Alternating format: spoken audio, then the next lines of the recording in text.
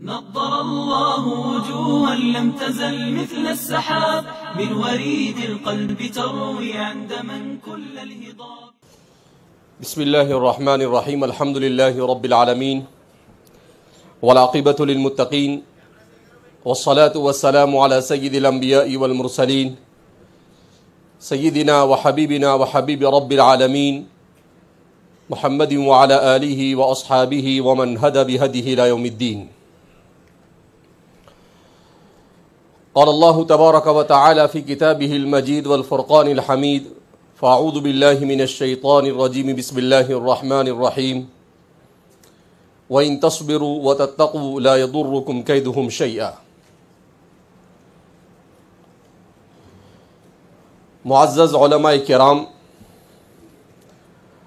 और स्टेज पर जलवा और फरोज़ ज़िम्मेदारान कौम व मिल्लत और पर्दानशीन ख़वातीन, इसमें कोई दो राय नहीं कि इस वक्त सिर्फ़ हिंदुस्तान ही नहीं बल्कि दुनिया के हर चप्पे में मिल्लत इस्लामिया और उम्मत मुस्लिमा बेशुमार दाखिली और ख़ारजी मसाइल के सामने जूझ रही है।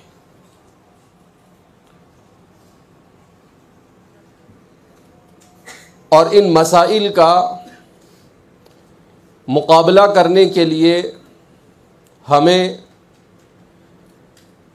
बेदार मग़ज़ी और साथ ही साथ हिकमत आमली और अपनी इज्तिमाइयत और अपनी सफ़ में वहदत को पैदा करने की ज़रूरत है। मदारिस इस्लामिया जो इस मुल्क में मुसलमानों की तालीम के ज़िम्मेदार हैं, इन मदारिस इस्लामिया का अगर पस मंज़र हम जानें, और जैसा कि हम सभी जानते हैं इसलिए कि हम में से अक्सरियत का ताल्लुक़ इन्हीं मदारिस से है, तो ये 1857 के बाद वजूद में आए। इसका ये मतलब नहीं कि 1857 से पहले मदारिस नहीं थे। 1857 से पहले भी मदारिस थे, मगर 1857 से पहले तक इस मुल्क पर हमारी हुक्मरानी थी। लिहाजा निज़ाम तालीम पर हमारे हुक्मरानों को बराह रास्त उनको असर व रसूख था और उलमा की निगरानी में इस मुल्क का पूरा निज़ाम तालीम जारी वसारी था। अंग्रेज़ जब इस मुल्क में आए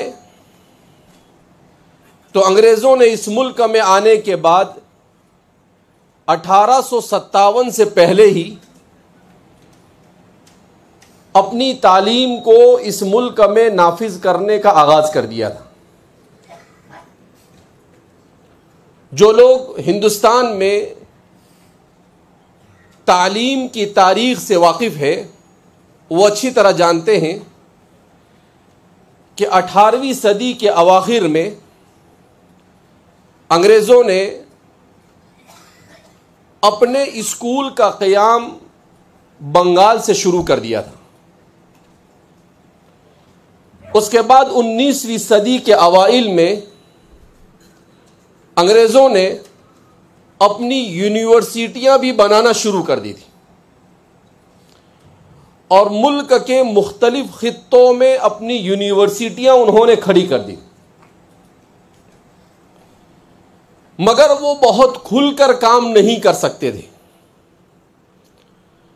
उनमें एक जमात ऐसी थी जिसका ये मानना था कि हिंदुस्तानियों को उन्हीं की ज़बान में तालीम दी जाए, उर्दू ज़बान ही में तालीम दी जाए जो भी पढ़ाना हो,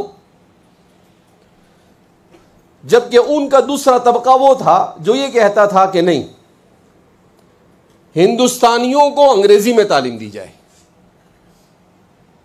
और आखिरकार उन्होंने यही फैसला किया कि अगर हम हिंदुस्तानियों की फ़िक्र पर, हिंदुस्तानियों की मुआशरत पर, हिंदुस्तानियों के अक़ीदे पर असर व रसूख हासिल करना चाहते हैं तो पहले हमें उन्हें अपनी ज़बान सिखानी होगी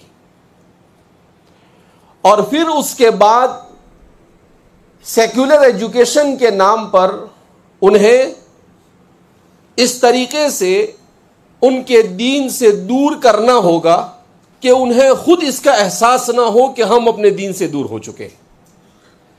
व इनका मकरुहुम लितज़ूल मिन्हुल जिबाल, तो उन्होंने ऐसा प्रोग्राम बनाया कि एजुकेशन को सेक्युलर का टाइटल दिया,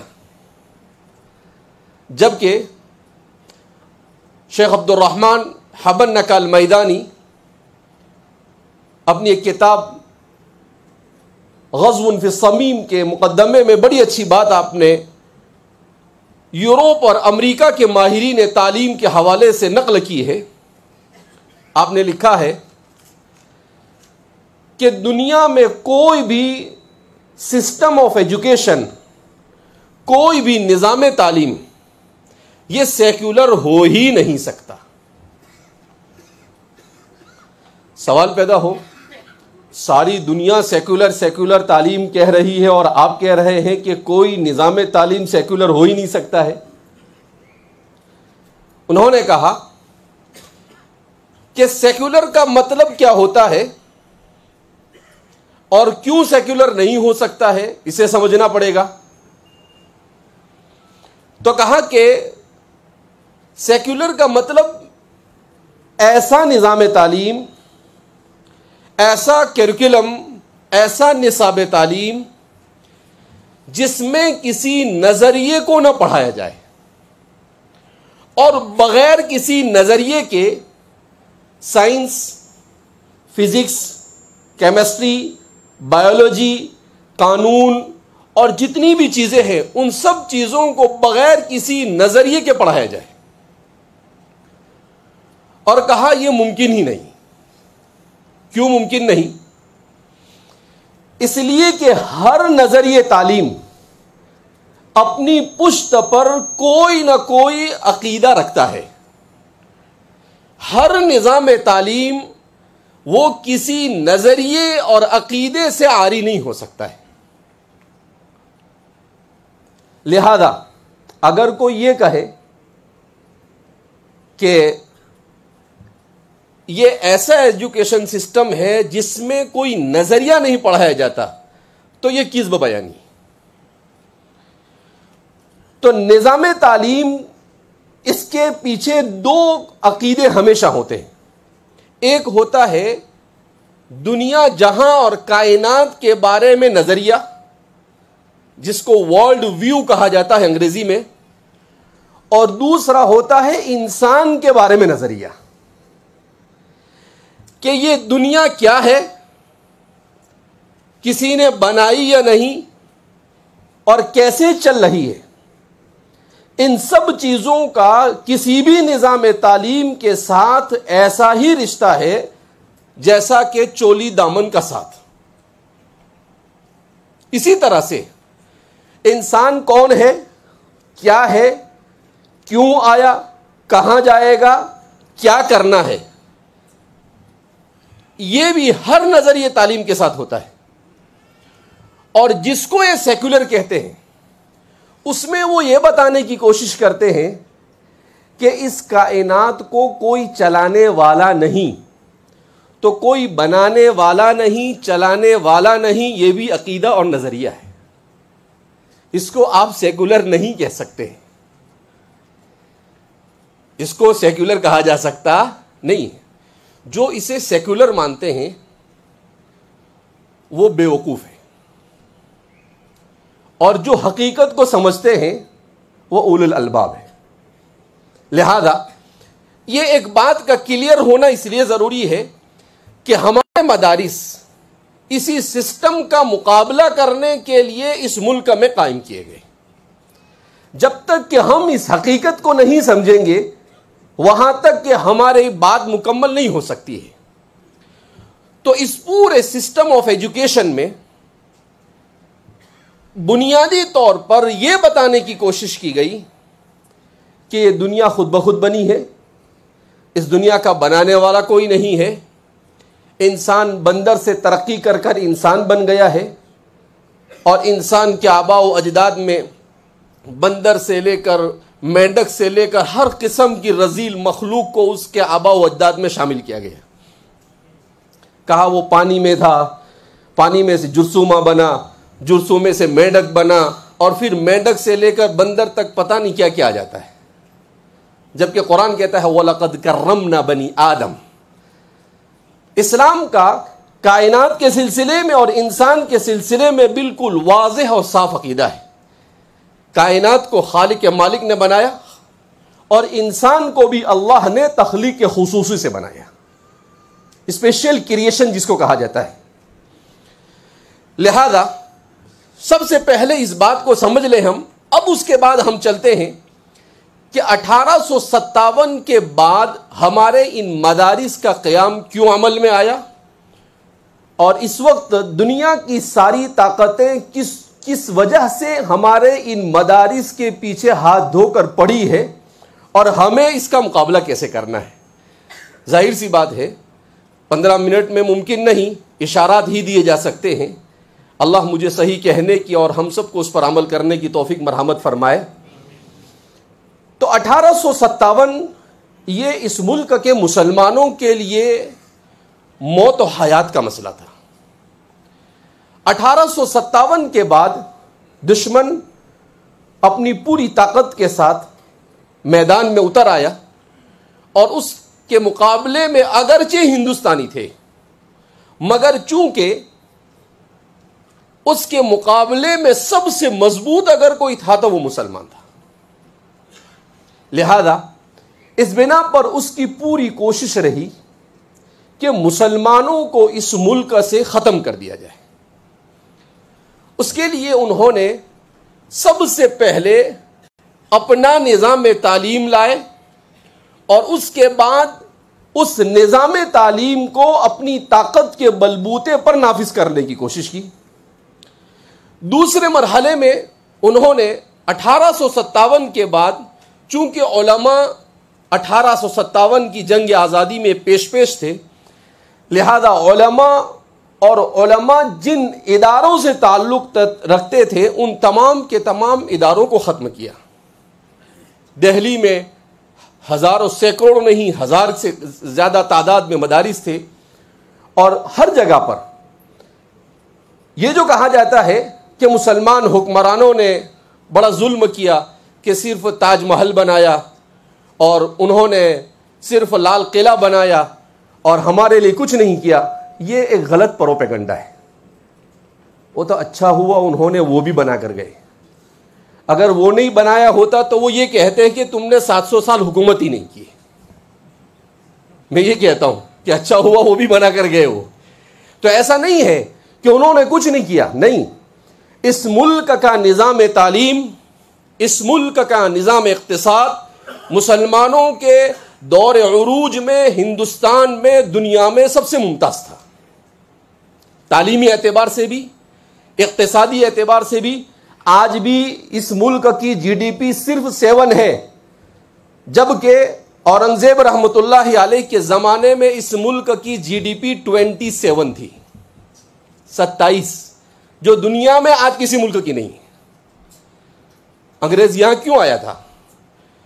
अगर इस मुल्क में कुछ नहीं होता तो क्यों आता अंग्रेज? इस मुल्क में सब कुछ था, उसी को लूटने के लिए आया।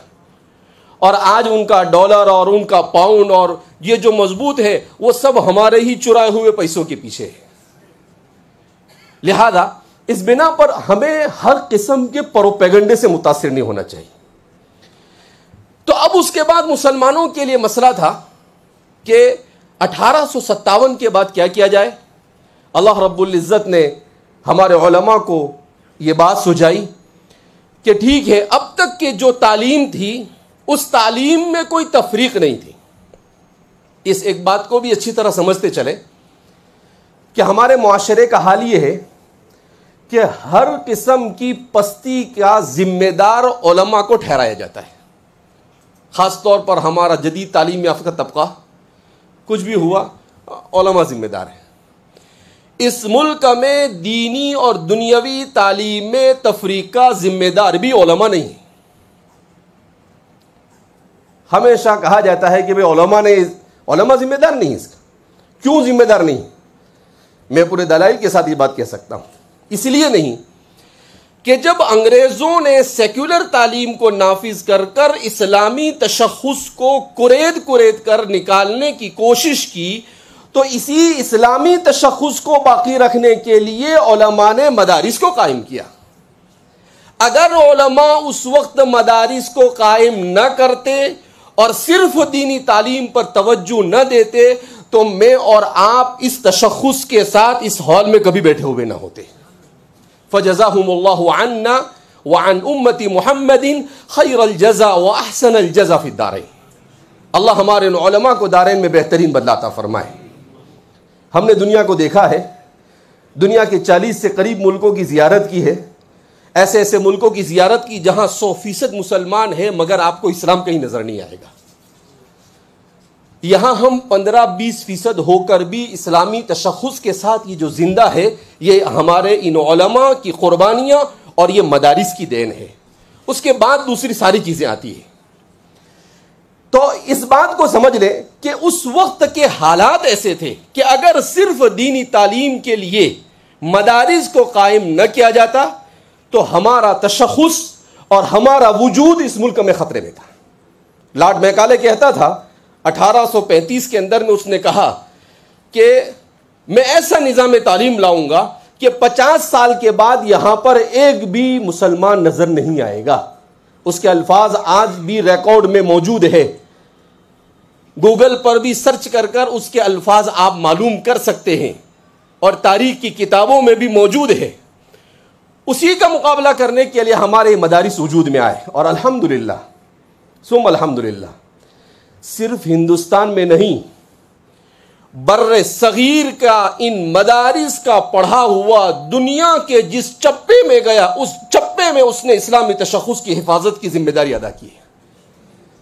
चाहे वो अफ्रीका का मुल्क हो, गरीब से गरीब मुल्क क्यों ना हो, चाहे वो दुनिया का अमीर तरीन मुल्क अमेरिका क्यों ना हो, चाहे वो बरतानिया क्यों ना हो, चाहे वो ऑस्ट्रेलिया, दुनिया के बिल्कुल आखिरी किनारे में फिजी, ऑस्ट्रेलिया और न्यूजीलैंड क्यों ना हो, हर जगह पर इस्लाम के सही तशख़्ख़ुस का अगर किसी ने हक अदा किया है तो वह हमारे इन्हीं मदारिस ने किया है, इफरात और तफरीद से बचकर। दुश्मन तो पहले से ही हमारे मदारिस के पीछे पड़ा था, जबकि दुश्मन को मालूम है, चाहे कल का दुश्मन हो, चाहे आज का दुश्मन हो, चाहे मुस्तकबिल का दुश्मन हो, सबको मालूम है कि यही मदारिस असल है इस्लाम के बका के मुहाफिज। लिहाजा कभी इस पर दहशतगर्दी का लेबल लगाने की कोशिश करते हैं, जबकि आज तक कभी भी मदरसे से किसी किस्म की दहशतगर्दी को वो न साबित कर सके हैं और क़यामत तक साबित कर भी नहीं सकेंगे इंशाअल्लाह। वो कभी ये कहते हैं ये क़दामत पसंद है, ये रिवायत परस्त है, ये रजात पसंद है। जाहिर सी बात है कि ये रजात पसंदी नहीं, जितनी लचक हमारे मदारिस ने अपने निज़ाम तालीम में रखी है और किसी ने नहीं रखी। हमारे निज़ाम तालीम, हमारे मदारिस ने मिल्लत इस्लामिया को जिस वक्त जिन चीज़ों की ज़रूरत पड़ी उसे निज़ाम और निसाब का हिस्सा बनाया। और अल्हम्दुलिल्लाह आप देखते हैं, मुफ्ती अशफाक साहब आप कानून के बारे में अभी सुन रहे थे, ये मदरसे से पढ़े हुए हैं, एक एक कानून आपके सामने बयान कर रहे थे, हमारे जामिया से ही पढ़े हुए मुफ्ती साहब। तो ऐसे भी बहुत सारे आपको मिले। तो उलमा अल्हम्दुलिल्लाह हर मैदान में काम कर रहे हैं। जरूरत इस बात की है कि हम खुद इस बात को समझें, मदारिस वाले, कि हम एहसास कमतरी में मुब्तला ना हो और किसी किस्म के प्रोपेगेंडा से घबराए नहीं। ये हुकूमत जिन एजेंसियों को हमारे पास भेजती है, जिन इदारों को भेजती है और ये कहती है कि तुम कहाँ से एफिलिएशन हो, तुम्हारा तुम कहाँ से, तुमको मान्यता है, उनको ऐसा कहो कि मुल्क के 301 दफ़ा में हर अक़लियत को अपनी ज़बान और अपनी मज़हब की तालीम का पूरा पूरा हक है। उसको कहीं से कोई एफिलिएशन की ज़रूरत नहीं है। और उस 301 की दफ़ा को हम खूब अच्छी तरह पढ़ें और पढ़ने के बाद किसी वकील अच्छे माहिर से उसे समझें। डरने की ज़रूरत नहीं। वला तखाफू वला तहज़नू अंतुमुल अअलून इन कुंतुम मुमिनीन। डरना क्या, मरना तो है एक दिन, लेकिन अपने तशख़्ख़ुस के साथ, हिम्मत और जुर्रत के साथ, हिकमत के साथ अपनी मिल्लत को अपने साथ लेकर चलना और अपने तशख़्ख़ुस के लिए हर किस्म की कुर्बानियों के लिए तैयार रहना, ये मेरी और आपकी सबसे बड़ी जिम्मेदारी है। लिहाजा इस बिना पर हम कानून को जाने कि हमारा मुल्क का कानून हमें क्या कहता है, दफ़ा 27 क्या कहती है, दफ़ा 28 क्या कहती है, दफ़ा 29 क्या कहती है। ये बात अलग है कि 40 के बाद ऐसी दफ़ा लाकर रख दी जाती है कि वहीं पर तज़ाद शुरू हो जाता है। एक तरफ कहते हैं कि भाई आज़ादी है सबको, मज़हब की आज़ादी है, तशख़्ख़ुस की आज़ादी है, तालीम की आज़ादी है, अपने कल्चर की आज़ादी है, अपनी तहज़ीब की आज़ादी है, और फिर 40 के बाद दफ़ा लाकर रखते हैं कि हुकूमत को ये कोशिश करनी चाहिए कि सब एक जैसा हो जाए। तो ये कुदरतुल्लाह के ख़िलाफ़ है, तो वहीं पर तज़ाद है। इसीलिए इस मुल्क का जब दस्तूर बना तो हमारे बाज़ उलमा ने उस पर तहफ़्फ़ुज़ात रखे, कहा कि नहीं, इसमें बहुत सारी चीज़ें ऐसी हैं जो तज़ाद के हामिल हैं, उसे हटाया जाना चाहिए। नहीं हटाया गया तो उन्होंने अपने तहफ़्फ़ुज़ के साथ उसके ऊपर दस्तखत किए। हमें अपनी तारीख़ से अच्छी तरह से वाकिफ़ होने की ज़रूरत है और हमें इस बात की ज़रूरत है कि हम दीनी तालीम को मुकम्मल देते हुए असरी ज़रूरत के मुताबिक अपने तलबा को कुछ असरी चीज़ों के से वाकिफ़ करें कि हमारा तालिब इल्म किसी मैदान में अजनबी ना हो, किसी तहकीक के मौके पर हमारे लिए उसके लिए कोई इस्तिलाहात नहीं ना हो। इस चीज़ को समझने के लिए अल्हम्दुलिल्लाह अंग्रेज़ी पढ़ा रहे हैं, तो हमारे कुछ उलमा ऐसे होने चाहिए जो बेहतरीन अंग्रेज़ी में डिबेट कर सके, जो बेहतरीन अंग्रेज़ी में जवाब दे सके, तकरीर कर सके। सिर्फ अंग्रेज़ी में नहीं, जिस खित्ते और जिस सूबे और जिस इलाके में आपका इदारा है उस इलाके की ज़बान के माहिरीन का भी पैदा करना ज़रूरी है हमारे लिए, ताकि उस इलाके में कोई भी मसला खड़ा हो तो कलम और ज़बान दोनों से हम अपना दिफा कर सकें।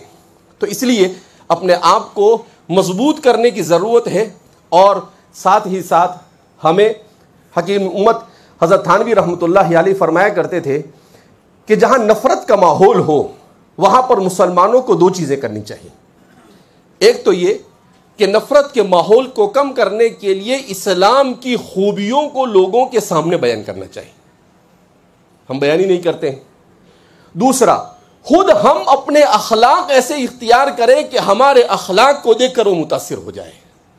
हमारे पास दोनों चीज़ नहीं है।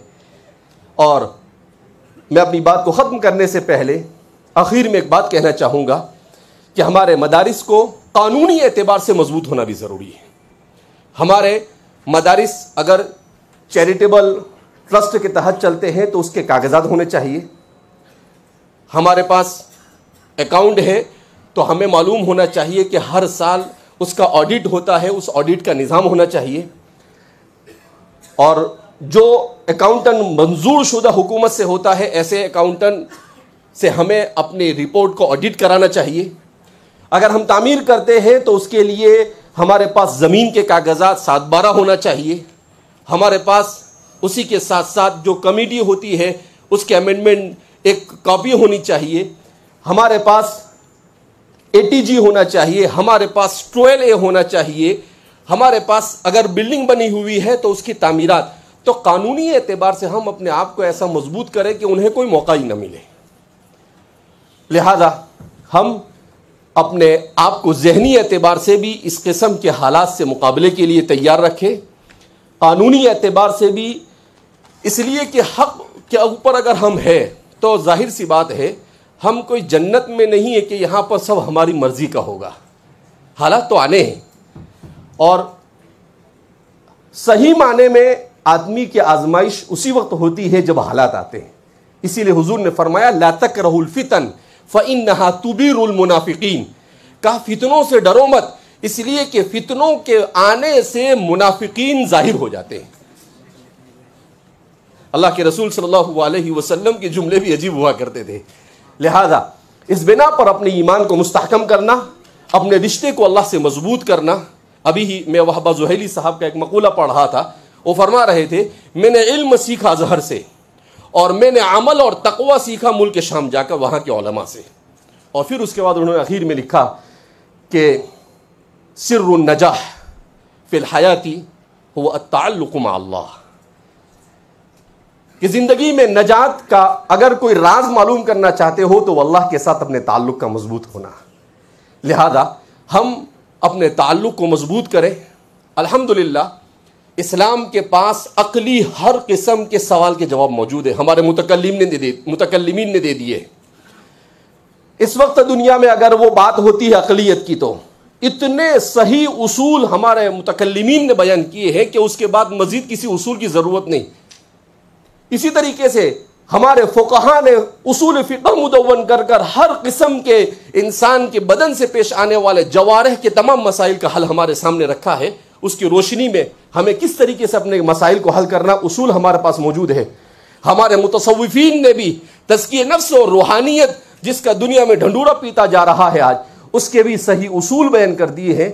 ज़रूरत इस बात की है हम मुताला करें और अपने आप को बुज़ुर्गों से वाबस्ता करें, अपने अकाबिरीन के साथ वाबस्ता रहें और इखलास व लिल्लाहियत के साथ काम करें। जहाँ इखलास होगा और मनहज सही होगा वहाँ अल्लाह की मदद ज़रूर आएगी।